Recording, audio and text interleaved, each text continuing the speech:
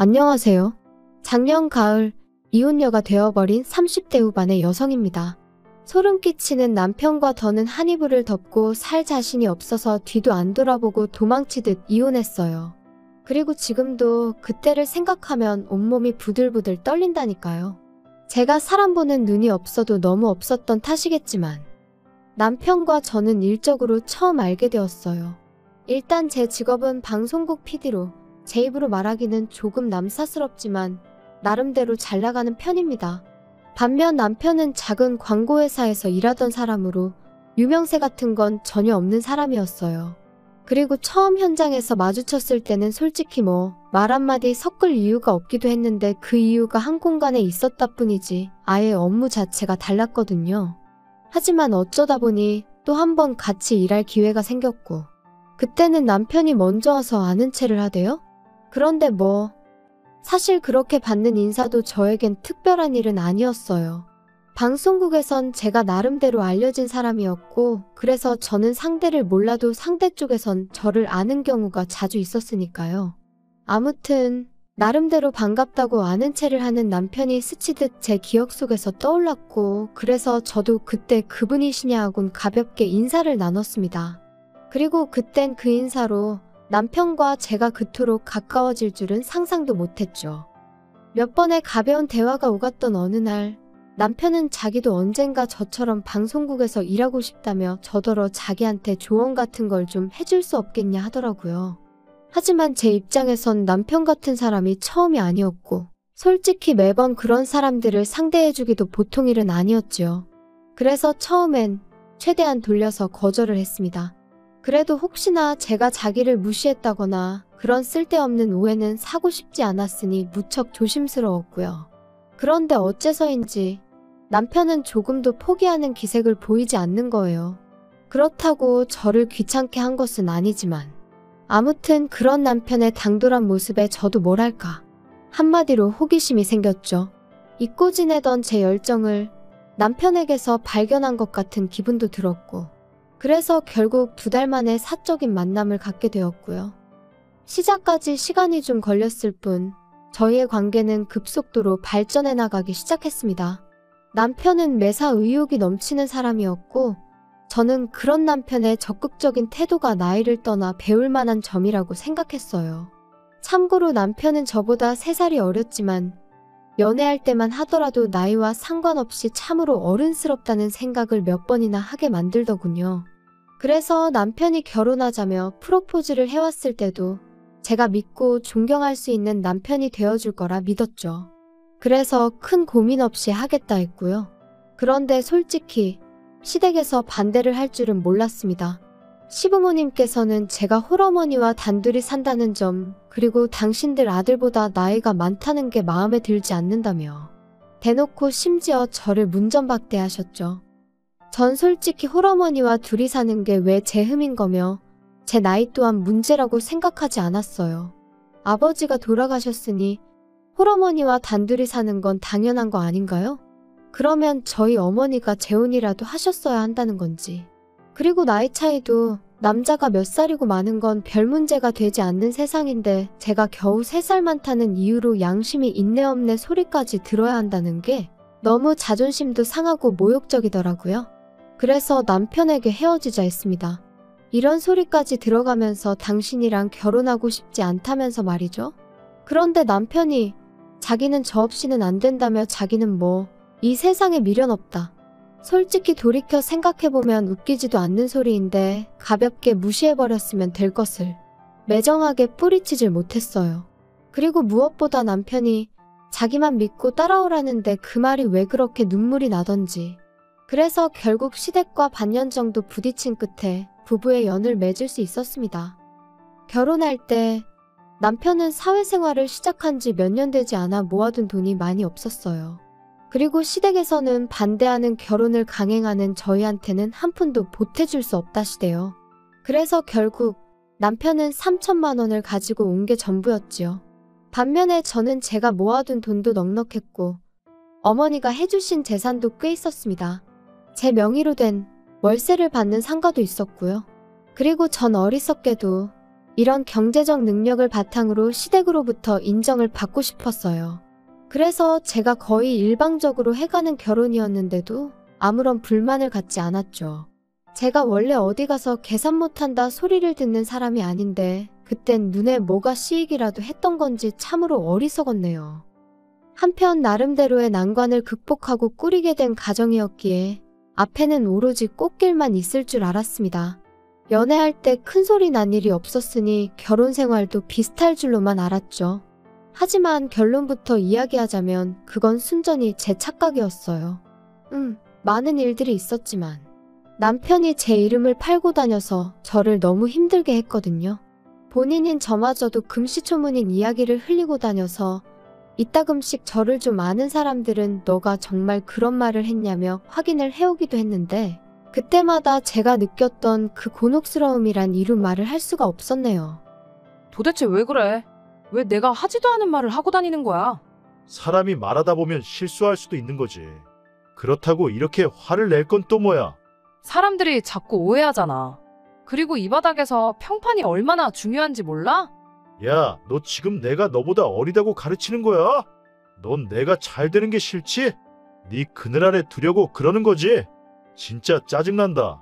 연애할 땐 매사 자신감이 넘치는 사람이라서 이런 식으로 다툼을 하게 될 줄은 몰랐어요. 정말이지 나중엔 말 몇 마디만 나눠도 열이 뻗칠 만큼 화가 날 지경이었죠.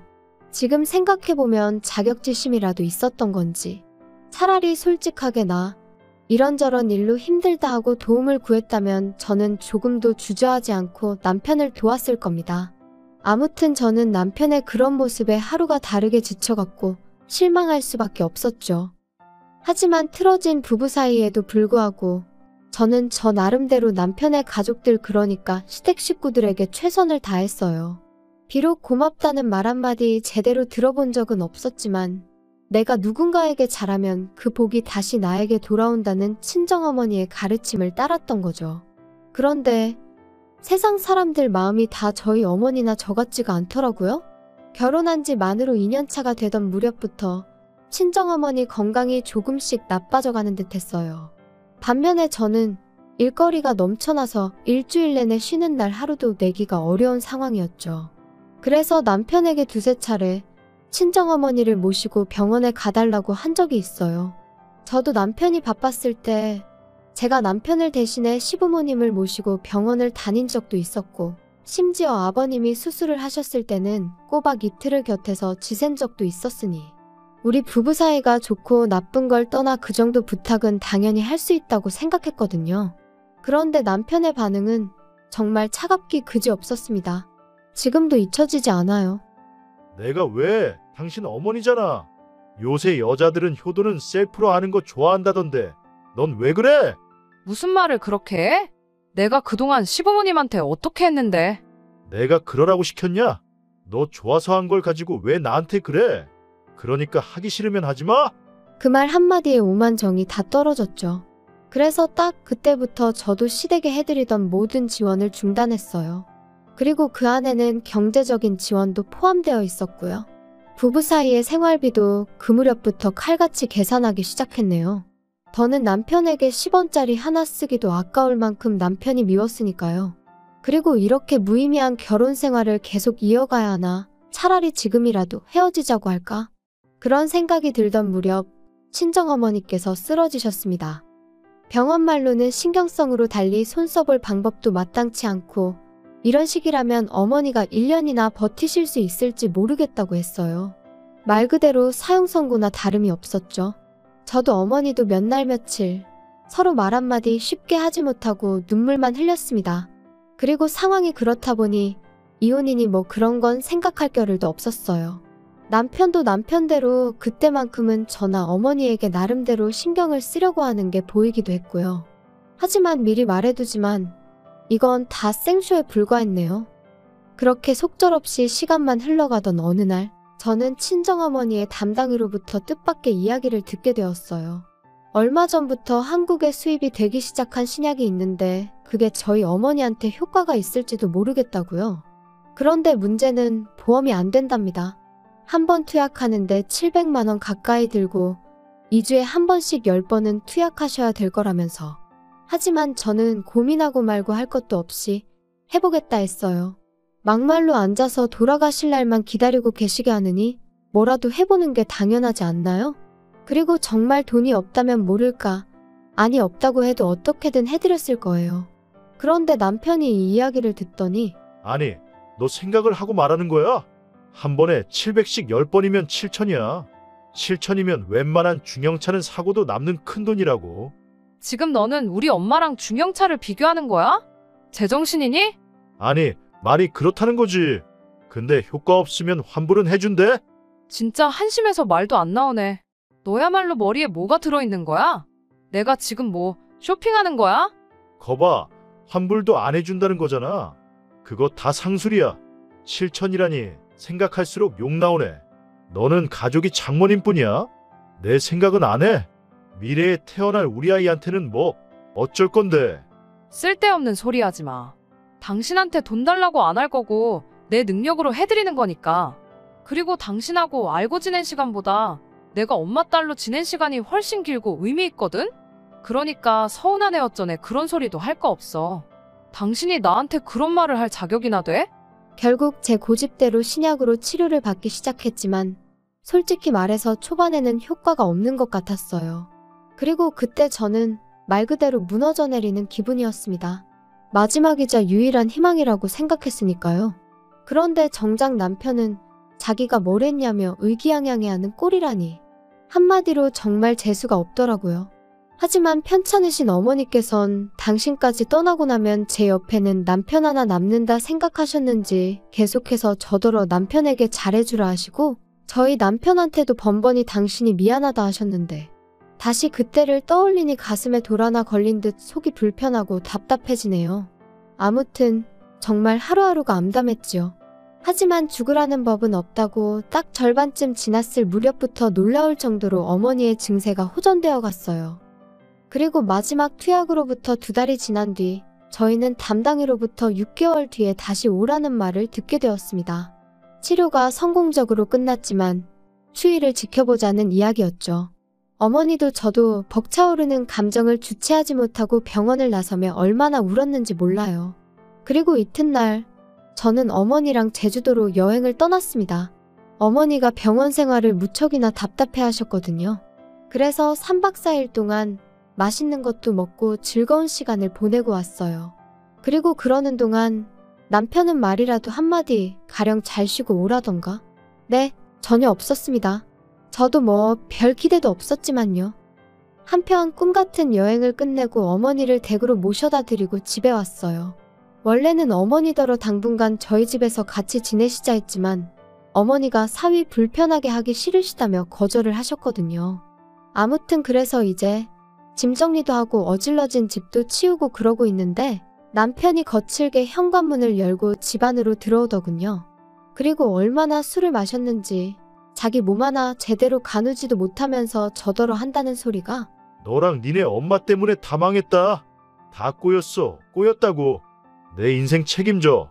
갈 사람이 때가 되면 가야지. 진짜 짜증난다. 지금 뭐라고 한 거야? 갈 사람이라니? 너 지금 우리 엄마가 갈 사람이었다는 거야? 그럼 죽을 날 받아놨으면 그냥 적당히 살다가 가야지. 그걸 왜 마음대로 연장을 시키냐고. 모녀가 똑같이 이기적이야. 지들밖에 몰라.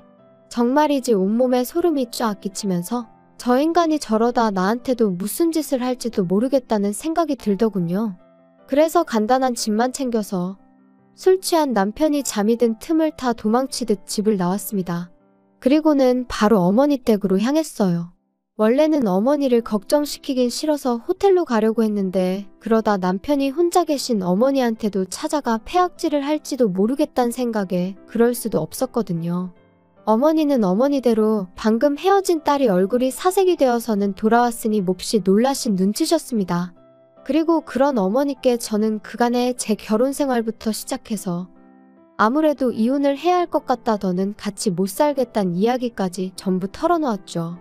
자꾸만 당신 탓을 하시는 어머니 때문에 가슴이 더 답답해졌던 것도 사실이지만 그래도 결국 제 편은 어머니 한 사람 뿐이더라고요.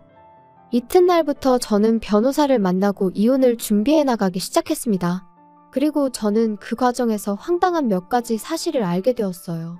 일단 결혼 당시 남편이 모아둔 돈이 없다고 했지만 실은 남편 명의로 작은 오피스텔이 하나 있었다는 거. 그리고 그 오피스텔을 월세로 주면서 거기서 나오는 모든 돈을 시부모님께 드리고 있었다는 걸요. 그리고 또 한 가지. 회사에다가 공공연히 자기는 금방 관둘 거라고 그러고 다녔답니다. 저희 어머니가 돌아가시면 어머니 재산이 유일한 핏줄인 저한테 오게 될 거고, 그러면 저한테 얘기해서 뭐 광고회사를 하나 차릴까 싶다며. 물론 저는 금시초문, 생각조차 해본 적 없던 이야기였어요. 또다시 남편이란 작자에게 소름이 끼치더라니까요. 한편 변호사는 이 모든 게 저에게 유리한 정보라고 했지만 기쁘지만은 않았던 것도 사실이에요. 웬일로 집에 다 들어왔냐? 당신 보고 싶어서 온 거 아니니까 관심 꺼. 그리고 엄밀히 말하면 이 집은 내 집인데 내가 왜 나가 있나 싶더라. 그러니까 오늘부로 당신이 방 빼. 참나, 그게 말이 되냐? 남편을 내쫓는다니 말도 안 된다. 그럼 말이 되고 말고. 너 이제 내 남편 아니야. 나 너랑 이혼할 거거든. 이혼 같은 소리 하네. 나 이혼 못해. 너 때문에 나 개털됐으니까 네가 책임져야지. 아, 신우한테 오피스텔 넘겨줘서? 그러니까 왜 그렇게 경거망동을 했어. 그리고 진짜 입에 담기도 싫지만 우리 엄마가 돌아가시면 그 재산이 내 거지 니 거야? 정말이지. 더는 한마디도 너랑 말 섞기 싫으니까 당장 나가. 안 그러면 내일은 사람 불러서 끌어낼 거니까. 이혼이 뭐 그렇게 쉬운 일인 줄 아냐? 내가 나간다 나가. 나야말로 너한테 질릴 대로 질렸어. 여자가 돼서는 독해 빠져가지고. 아무리 그래도 무능한 너보단 내가 낫지. 남편은 저에게 온갖 쌍욕을 퍼부으며 집을 나갔어요. 남편이 완전히 제 시야에서 사라지고 나서야 비로소 참았던 숨이 터지듯 나오더라고요. 그리고 이후로 저는 변호사의 도움을 받아가며 몇 달의 공방 끝에 남편과 이혼을 할 수 있었습니다. 결혼 기간이 짧아 위자료를 할 건 없었지만 적어도 뭐 하나도 빼앗기지 않았으니 참으로 다행이다 싶었죠. 그리고 들려온 남편의 소식은 아주 재미났습니다. 일단 남편은 저희 어머니가 처음에 앞으로 1년 정도 사신다 소리가 나왔을 무렵 시집간다는 신우한테 기분이랍시고 자기 오피스텔을 줘버렸던 거였죠. 아마 모르긴 몰라도 저희 어머니만 돌아가시면 재산 꽤나 생긴다 생각하곤 아까운 줄 모르고 말 그대로 헛짓거리를 했던 걸 거예요. 그런데 이제 저랑 이혼을 하게 되면서 신우한테 그걸 돌려달라고 했나 본데 그 핏줄이 어디 가나요? 신우가 뭔 소리냐며 내가 그걸 왜 돌려주냐고. 그래서 아주 집안이 난리가 났던 모양입니다. 그리고 제가 이 일을 이토록 상세히 알게 된 건 시부모님이 저 때문에 남매가 아주 등을 찌고 살게 되었다며 책임을 지라고 저한테 따지러 오셨거든요. 그래서 제가 두 분 능력으로 하나 더 사주시라고. 아, 돈이 없어서 그렇게 못해주시냐고 쏘아붙였네요. 그 와중에 싸가지니 뭐니 그런 것까진 생각도 안 했고요. 그리고 한 가지 더 가뜩이나 제가 이혼하게 된 전후 사정을 아는 친구가 남편 회사의 대표와 지인이기도 했고, 친구는 저하고 상의를 한 것은 아니었지만 제 남편이 너무너무 꼴보기가 싫더랍니다. 그래서 그 대표에게 저희 남편이 사업이니 뭐니 헛물을 피고 다닌다며 이러다 이 회사 기밀도 빼가는 건 아니냐고 바람을 좀 넣었던 모양이에요.